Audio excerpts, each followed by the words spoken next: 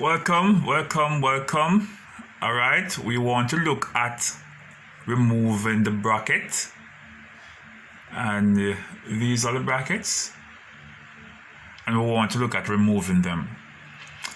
In order to remove them, what we have to do is to multiply what is on the outside to what is inside the bracket. Okay, these whole numbers here, we multiply them, and if we have a whole number and a variable, this becomes a coefficient and a variable, then we are going to multiply what is inside by the variable as well. All right, yes. Okay, let's jump right into it. We have 4, and in the bracket we have x and y, negative y, 4x. All right, so 4 times x is going to give us what? 4x, right? And 4 times negative y is going to give us what? Negative 4y. Remember, when you're multiplying a positive times a negative, your answer is going to be a negative. Do not forget the rules. The rules apply. Be careful. The rules apply. A negative times a positive give you a negative. A negative times a negative give you a positive. All right, look at this again. It's a negative 2 times 4a. All right, so we're going to have what? A negative times a positive.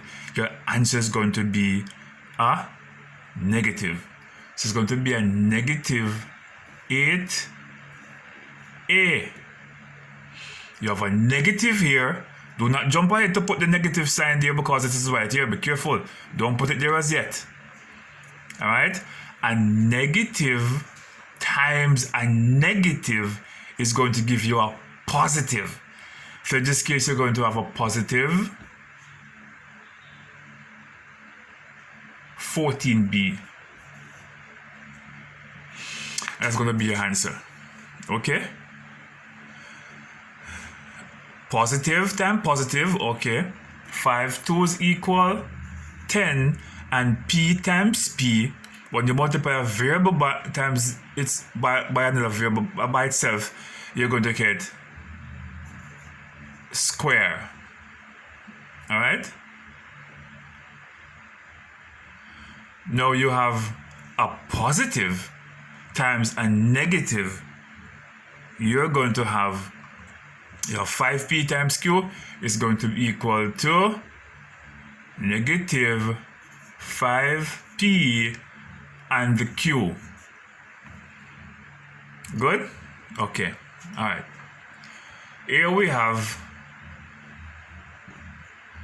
6xy times 3x. Positive and positive going to give you a positive, of course. 6 3s is what? 18. X times x is going to give you x square and y.